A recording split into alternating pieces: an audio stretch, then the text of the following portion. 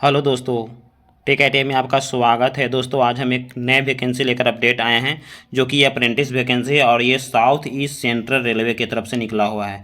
जी हाँ दोस्तों, ऐसे सबसे पहले ये बता दूं कि कैरेंट में एक अभी अप्रेंटिस वैकेंसी निकला हुआ है जो कि बिलासपुर डिवीजन से निकला हुआ है, जिसका ये यहाँ पे है। आप देख करके डायरेक्ट वेबसाइट पर आ करके यहाँ से इसका PDF अपलोड करके आप इस फॉर्म को भर सकते हैं, जो कि इसका 12 अप्रैल तक लास्ट डेट है। जी हाँ दोस्तों, 12 अप्रैल तक है, जो कि ये नागपुर डिवीजन ये बिलासपुर डिवीज़न का है। ये बिलासपुर डिवीज़न का है जो कि दिया हुआ है, देख लीजिए।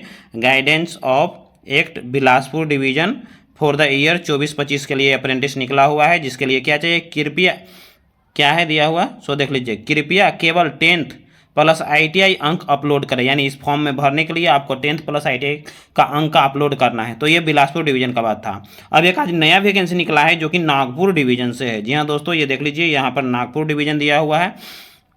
यहाँ से एक लेटेस्ट अपडेट निकला है जो कि आप यहाँ पर भी आकर के, आपका ये वेबसाइट है, इस वेबसाइट पर आकर के खोलिएगा और यहाँ पे दिया हुआ है नागपुर डिवीज़न, जो कि अभी जस्ट किए हैं। नागपुर डिवीज़न में आकर के यहाँ पे खोलिएगा और इसको डाउनलोड करिएगा। तो हम ऑलरेडी डाउनलोड किए हुए हैं, तो चलिए डायरेक्ट चलते हैं और नागपुर डिवीज़न के बारे में बताते हैं क्या अपडेट आया है, जो कि ये 8 तारीख को निकला है नोटिफिकेशन इसका।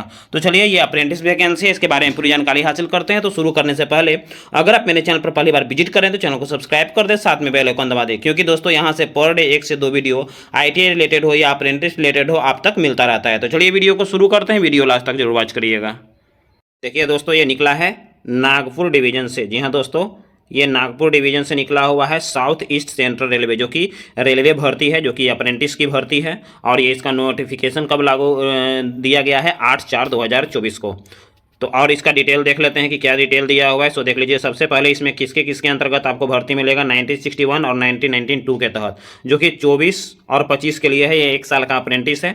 अब सबसे पहले इसमें देख लेते हैं कि सबसे पहले क्या वेबसाइट दिया हुआ है। इसमें वेबसाइट ये दिया हुआ है कि सबसे पहले इस भर्ती को पाने के लिए आपको क्या करना है, ऑनलाइन अप्लाई करना है। कब से कब तक करना है, 10/4 से लेकर के 9/5 के बीच में आपको ऑनलाइन अप्लाई करना है। और ऑनलाइन अप्लाई करने के लिए उम्मीदवार को सबसे पहले इसमें जाकर के जाना है, जो कि अप्रेंटिस india.gov.in जो दिया हुआ है, इस वेबसाइट पर इतना से इतना तक ऑनलाइन आपको आमंत्रित किया जाता है। यहाँ पे जाकर के आपको करना है, जो कि नागपुर मंडल से निकला है। अब जहाँ तक सीट की बात किया जाए तो फीटर का टोटल सीट है 90 को, जिसमें जनरल का 36 है, SC का 14 है, ST का 7 है और OBC का 9 है। और EWS का भी स्पेशल सीट 9 को दिया हुआ है। फिर अलग से PH वालों का और एक्स सर्विसमैन का दिया हुआ है 4 और 9 को। फिर कारपेंटर वालों के लिए टोटल सीट 30 है, जिसमें 12 को जनरल, SC के लिए 5 को, ST के लिए 2 को और OBC वालों के लिए 8 और EWS वालों के लिए 3 को दिया गया है। उसके बाद और देख लेते हैं, वेल्डर वालों के लिए टोटल सीट है 19, जिसमें 8 को है जनरल, SC का 3, ST का 1, OBC का 5 और EWS का 2 को है। कोपा वालों के लिए टोटल सीट है 114, उसके इसमें जनरल का है 46, SC का है 17, ST का है 9, OBC का है 31 और EWS का है 11। जहाँ तक इलेक्ट्रीशियन की बात किया जाए तो अच्छी खासी सीट इसमें है, जो कि 185 को है, जिसमें जनरल वालों के लिए है 74 को, SC के लिए है 28, ST के लिए है 14 और OBC के लिए है 50 और EWS के लिए है 19 को। तो जान लीजिए, अगर ये फॉर्म आप भर रहे हैं तो आपके लिए सबसे ज़्यादा किफ़ायती होगा, जो कि अभी टेक्नीशियन का भी फॉर्म आया था और ग्रुप डी में भी आने वाला है। तो जो भी फॉर्म आता है उसमें ITI वालों को बहुत इंपॉर्टेंट मिलता है, उनको बहुत कम मार्क्स पे, यानी 20 मार्क्स वाले, 25 मार्क्स वाले को भी जॉब हो जा रहा है जो अप्रेंटिस किए हुए हैं। तो अगर आप इसके लिए एलिजिबल हैं तो वो अप्रेंटिस जरूर कर लें। उसके बाद स्टेनोग्राफर के लिए टोटल 19 को है, 8 को जनरल, SC का है 3, ST का है 1 और OBC का है 5 और EWS वालों का 2 है। प्लम्बर वालों के लिए बात किया जाए तो 24 को है, जिसमें 10 है जनरल का, SC का है 4, ST का है 2 गो, OBC वालों के लिए 6 है और EWS वालों के लिए 2 गो है। उसके बाद और देख लीजिए, इसमें अलग अलग दिया हुआ है। ऐसे टोटल की बात किया जाए तो प्लम्बर वालों के लिए टोटल है 24 को, पेंटर वालों के लिए है 40 को, वायरमैन के लिए है 60 को, इलेक्ट्रॉनिक मैकेनिक वालों के लिए है 12 को, डीजल मैकेनिक वालों के लिए है 90 को। उसके बाद ट्रिमर वालों के लिए है 2 को, मशीनिस्ट वालों के लिए है 22, टर्नर के लिए 10, डेंटल लेबोरेटरी तकनीक के लिए 1 सीट है मात्र। उसके बाद और भी दिया हुआ है, बहुत सारी सीटें हैं। हॉस्पिटल मैनेजमेंट के लिए 2 गो है, हेल्थ सैनिटरी इंस्पेक्टर के लिए है 2 गो, गैस कटर के लिए 8, स्टेनोग्राफर हिंदी के लिए है 8 गो, केबल जनरेटर के लिए है 10, डिजिटल फोटोग्राफर के लिए एक भी सीट नहीं है, ड्राफ्ट कम मैकेनिक वालों के लिए 2 गो सीट दिया गया है। उसके बाद और नीचे देख लेते हैं। अब देखिए इसमें अलग अलग डिवीजन भी है। अब नागपुर में ही एक मोतिहारी डिवीजन, मोतीबाग वर्कशॉप है, उससे अलग सीटें निकला गया है। तो जान जाइए कितना अच्छा अपॉर्चुनिटी है, खास करके जो ITI पास कर चुके हैं उनके लिए। देख लीजिए इसमें भी फीटर वालों के लिए 35 सीट टोटल है, जो कि जनरल SC और OBC वालों के लिए अलग अलग है। वेल्डर वालों के लिए 7 गो है, कारपेंटर वालों के लिए 4 है, पेंटर के लिए 12 गो टोटल है, टर्नर के लिए 2 गो है, फिर स्टेनोग्राफर इंग्लिश के लिए 3 है, इलेक्ट्रीशियन वालों के लिए 10। टोटल सीट की बात किया जाए तो 73 गो सीट इसमें है। और उसमें कितना टोटल को सीट था, उसमें था 788 गो। तो अच्छी खासी सीट है, तो आप फॉर्म भरना से न चुके। जहां तक उम्मीदवार की आयु की बात किया जाए तो 10/4 तक ही, यानी 10 अप्रैल तक ही आपका कम से कम 15 वर्ष और अधिक से अधिक 24 साल,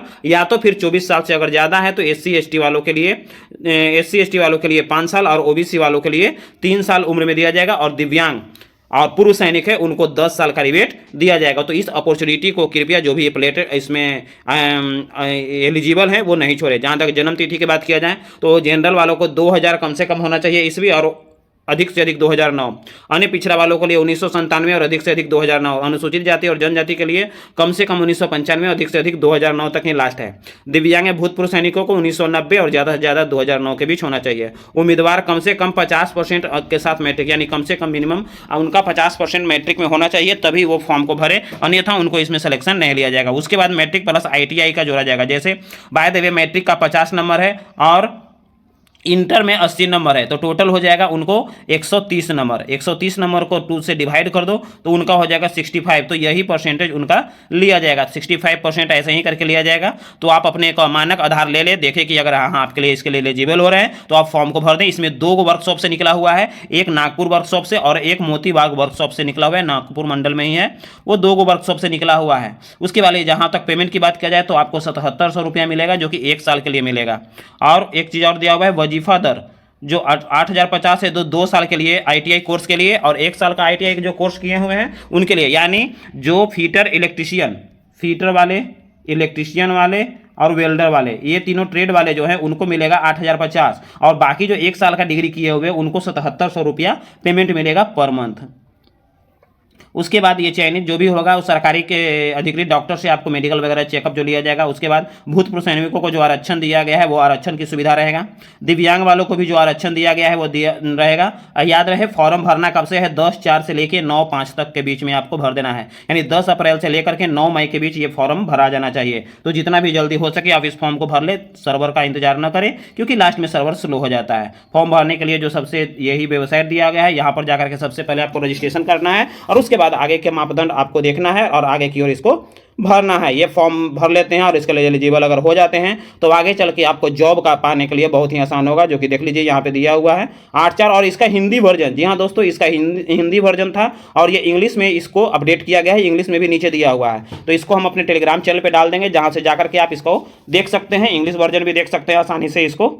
और दोस्तों ये वीडियो कैसा लगा, अगर अच्छा लगे तो लाइक करें, अपने दोस्तों को शेयर करें, साथ साथ मेरे चैनल पर जो पहली बार विजिट करें चैनल को सब्सक्राइब कर दें, और अभी तक अगर मेरे टेलीग्राम चैनल को आप नहीं ज्वाइन किए हैं तो उसे भी ज्वाइन कर लें, ताकि यहाँ से भी आपको अपडेट मिलता रहे। जय हिंद दोस्तों, वंदे मातरम।